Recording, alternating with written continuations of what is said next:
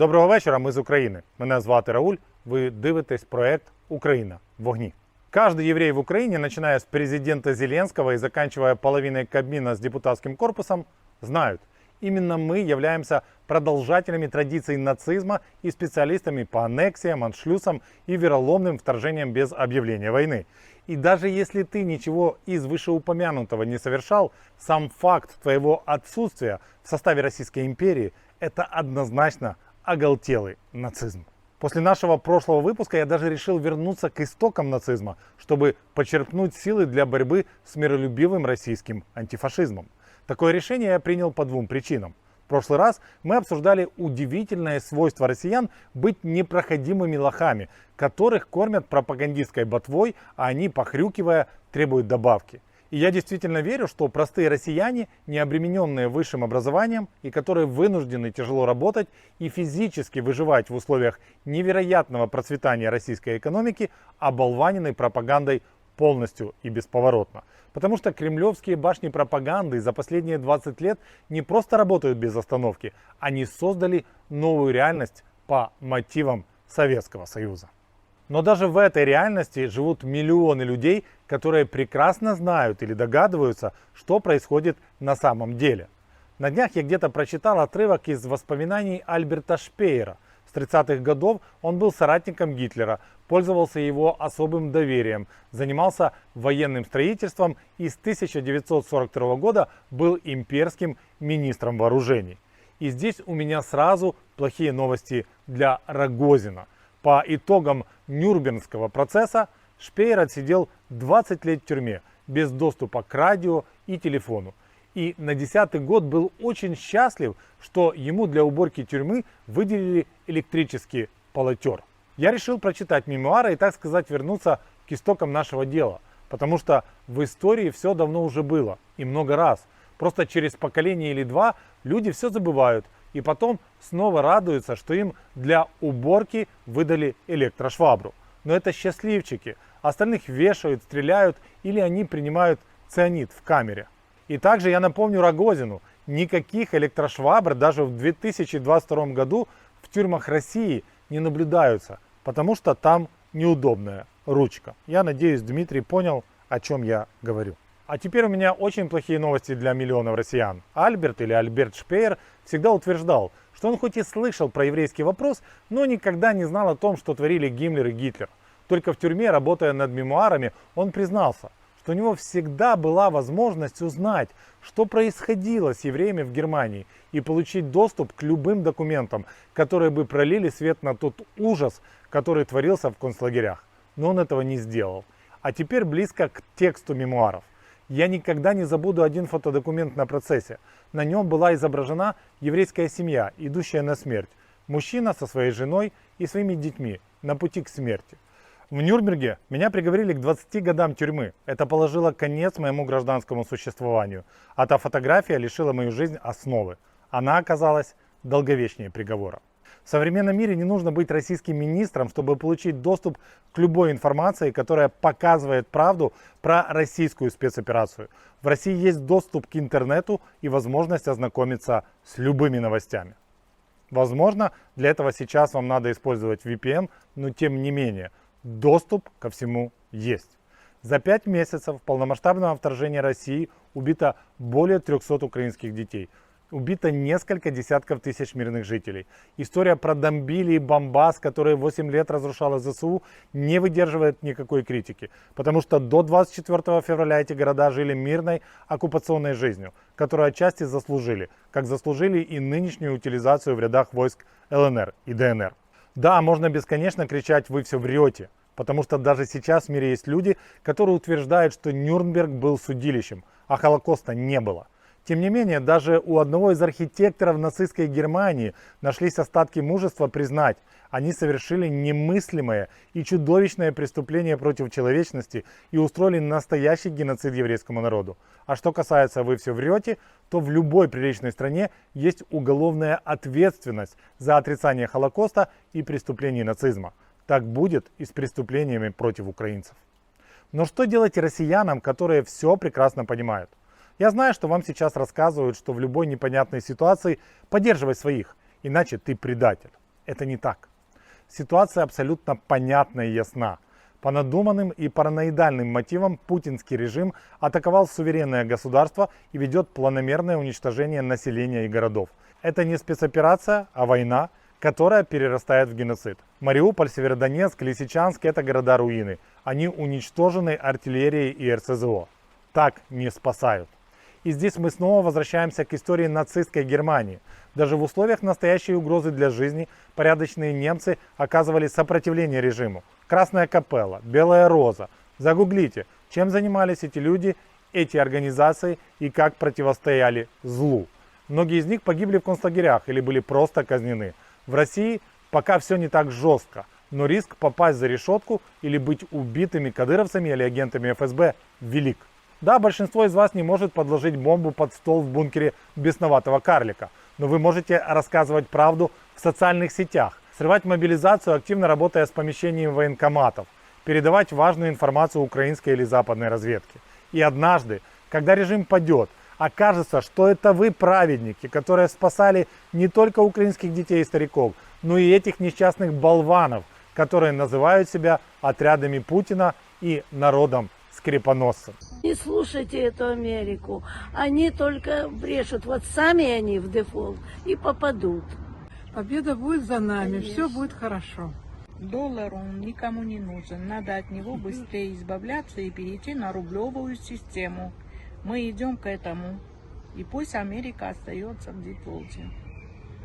Сама себе срыла эту яму. Так, мы не нуждаемся ихними долларами, а мы сами справимся со своим рублем, и все будет у нас хорошо. Мы, отряды Путина, предупреждаем весь мир. Не покупайте эти доллары, они нам абсолютно не нужны. Мы будем только своим рублем пользоваться. Мы признаем только наш российский рубль. Остальная валюта нам не нужна. Самая надежная валюта – это наши рубли. Да. Предупреждаем весь мир, что не нужно скупать доллары и пользоваться. Нужно пользоваться нашим русским рублем, с которым мы живем и надеемся, что будем дальше жить счастливо. Так что берегите Соединенные Штаты. Мы вас накажем рублем. Вам плевать на украинцев, но спасите хотя бы своих детей и стариков.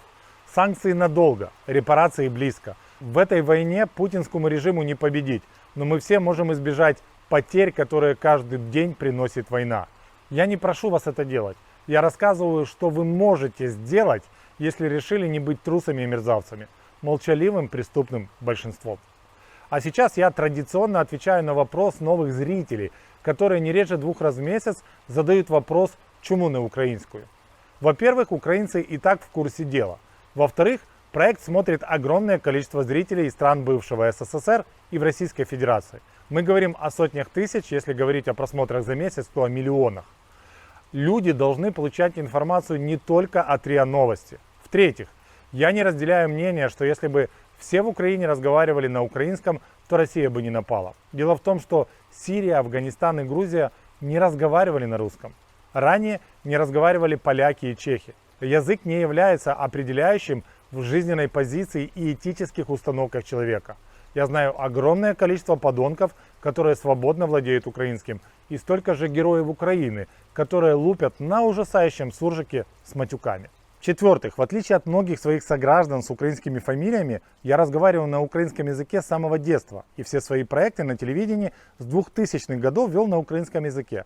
Но вы упорно смотрели Шустера и смотрите Гордона и Фейгина с Арестовичем. А значит, вы противоречите сами себе. В-пятых, невозможно бороться с российской пропагандой не на русском языке. Большинство россиян с трудом разговаривают даже на нем. И, кстати, в начале войны мы начали делать испаноязычную и англоязычную версию, но вчера торжественно похоронили испанскую, хотя там были неплохие просмотры. Я просто не вытягиваю все, нам не хватает денег. Надеюсь, есть команды, которые закрывают этот сегмент и рассказывают правду не только на русском и украинском языке. И да, если хотите поддержать проект, в описании к видео есть реквизиты. Если хотите поддержать ЗСУ, подписывайте транзакцию на Бум-Бум. Мы закупаем для разведбата квадроциклы, и скоро у меня будут хорошие новости для вас. Помогать можно не только деньгами. Нам нужны подписчики, нам нужны просмотры, нам нужны перепосты. Если вы видите рекламу в наших сюжетах, помните, что на YouTube мы можем регулировать ее количество, на Facebook нет. Но деньги от этой рекламы йдуть на поддержание проекта і також на ЗСУ. А для тих, хто сумнівається в моїй мові, я закінчив інститут журналістики і усе життя прожив в Україні. Було б дуже дивно, якби я вільно не володів українською. Славимо маленьку хлібиночку, пишаємось паляницею та борщем від ЮНЕСКО. До речі, навіть найзатятіший бандерівець не може не любити російську мову, бо вона наполовину складається з українською, а не навпаки. Бо спочатку був Київ, а потом Москва. А сейчас мы переходим к новостям и хроникам российского безумия с элементами кармического возмездия, не отходя от касс. По той информации, что есть у меня на данный момент, она официально не подтверждена, тем не менее. Скорее всего, мы вывели войска из Лисичанска. Шойгу уже доложил о полной оккупации Луганской области. Ждем обновлений и следим за тем, как россияне болеют за Новороссию. Хотя они даже название города написать правильно не могут. Они, оказывается, Лисичкина взяли. В этом вся правда про сакральность Донбасса, без которого ни один россиянин не видит своего дальнейшего существования. Есть и хорошие новости. В Мелитополе расцвела буйным цветом бавовна. Для тех, кто не в курсе, россияне вместо взрыва любят писать «произошел хлопок». Но в связи с тем, что практически не понимают украинского, пользуются переводом и не обращают внимания на ударение. Пишут «хлопок», переводчик находит «хлопок», а по-украински это «бавовна». Кстати, боты-партизаны, которые мимикрируют под украинцев, часто палятся на названиях ракет. Так недавно один полиглот написал «У». Он не знал, что мы не переводим название ракеты «У». Еще никогда Штирлиц не был так близок к провалу. В общем, как я и обещал ублюдкам, которые радовались поставкам дешевой мелитопольской черешни в Крым, кровавая диарея из глаз таки настигла оккупантов. ЗСУ, как я понял, при помощи американского вундерваффе «Хаймарсов» накидали россиянам ракет за воротник. И стерли с лица с земли военную базу оккупантов. Не дремали и украинские партизаны. Все, что было намародерено непосильным трудом, российские военные складывали на складе одного из местных СТО. Партизаны узнали, и в какой-то момент помещение превратилось в термоточку. По итогу ни славы, ни денег, ни стиральных машин. Еще интереснее обстоят дела в Курске и в Белгороде. Было бы глупо утверждать, что у путинского режима вообще ничего не получается. Иногда они придумывают по-настоящему гениальные вещи. Кроме того, что войну можно проиграть, а спецоперацию нет, у спецоперации всегда могут поменяться цели. Таким образом, хлопки в Курске и бурные аплодисменты в Белгороде – это также может быть частью программы денацификации. Кто сказал, что этой националистической заразой заражена только Украина? В России тоже есть неблагонадежные города. Но если серьезно, господа россияне, война – это танец для двоих. Еще в своем первом выпуске в марте я рассказал, что моя маленькая двухлетняя дочь спит в одеяле в подвале. И кто-то из россиян написал: «Так тебе, подлый нацист, и надо. Помни, как ты бомбил Донбасс». Знаете, я не настолько кровожадный, как ваша армия. Я не готов убивать мирное население России, хотя оно виновно и является пособником Путина. Тем не менее, я сейчас обращаюсь к жителям приграничных с Украиной областей. Если вы живете возле военных баз, нефтебаз, складов, аэродромов и крупных железнодорожных узлов, уезжайте. Забирайте детей и стариков и уезжайте. На глубину больше 300 километров. Дети не должны страдать даже из-за таких идиотов-родителей.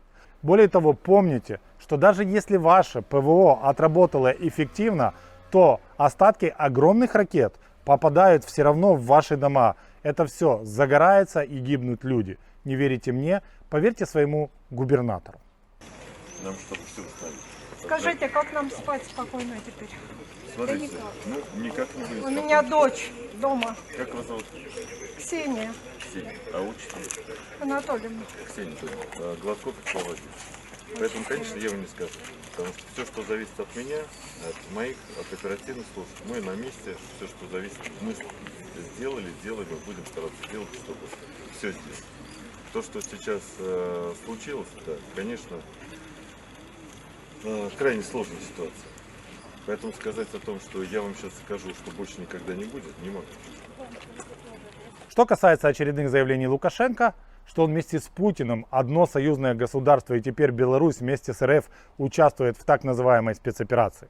Нас сегодня упрекают в том, что мы единственная страна в мире поддерживаем Россию в ее борьбе против нацизма.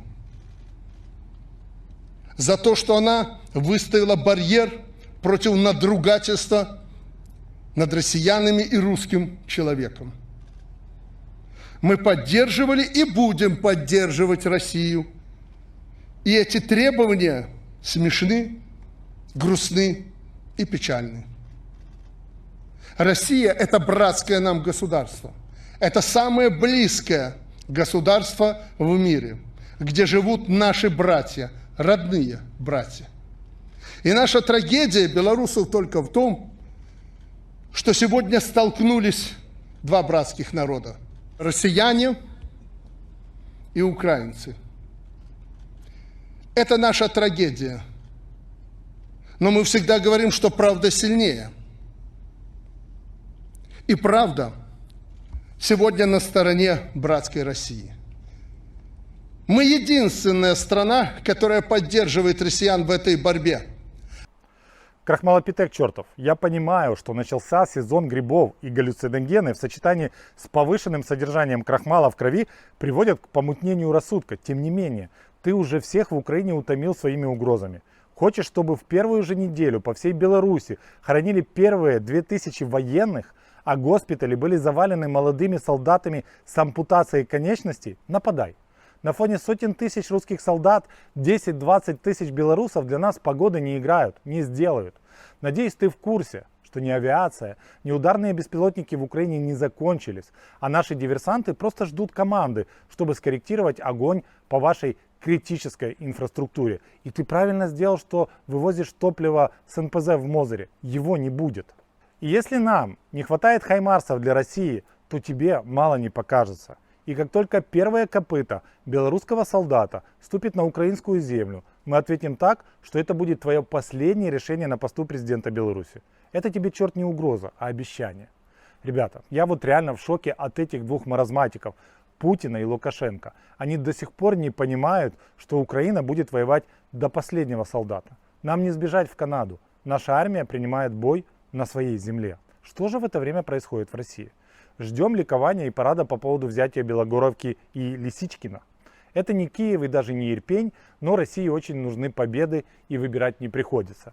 При этом Патрушев, этот любимец российских женщин, имперский сизый орел и глава Совбеза Российской Федерации в одном флаконе, заявил, что Россия не хочет воевать с Украиной, но ее заставляет НАТО. Это мне, честно говоря, напоминает анекдот, когда мужчину обвиняют в убийстве родителей, и на суде он просит о снисхождении, потому что стал сиротой. Дальше у меня для вас приготовлена прекрасная история про русского мужика-ватника, который реально откликается на кличку Счастливчик.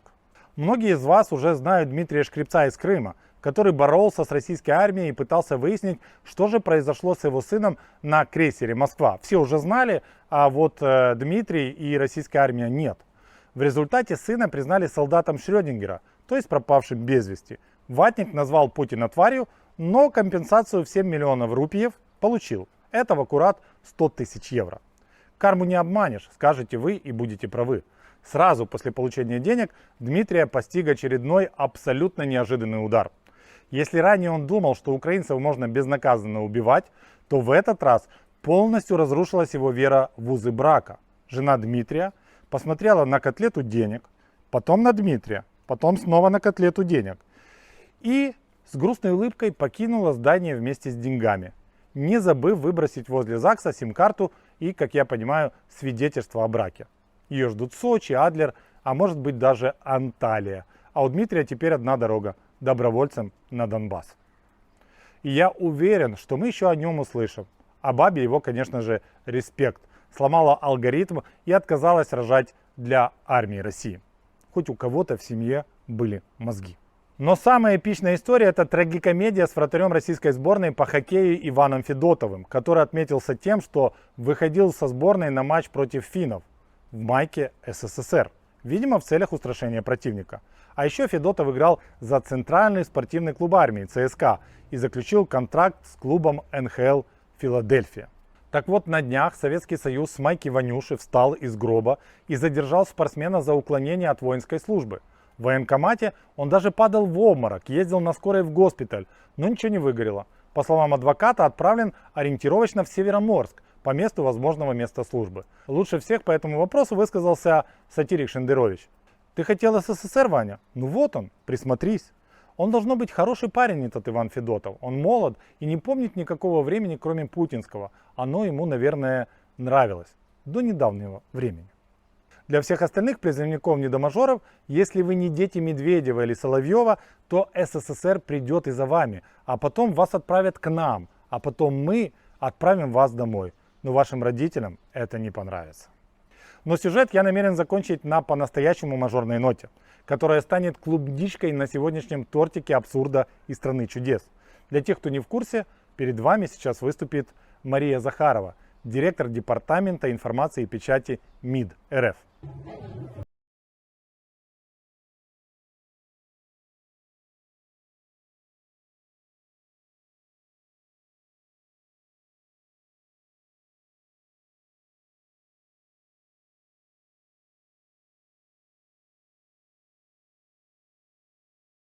Как бесслезно это смотреть, я не знаю. Хотя, может быть, это должны быть слезы радості і умилення. В будь-якому випадку, ви смотрели проект «Україна в вогні». Пам'ятайте про те, що Російську Федерацію буде зруйновано. Слава Україні!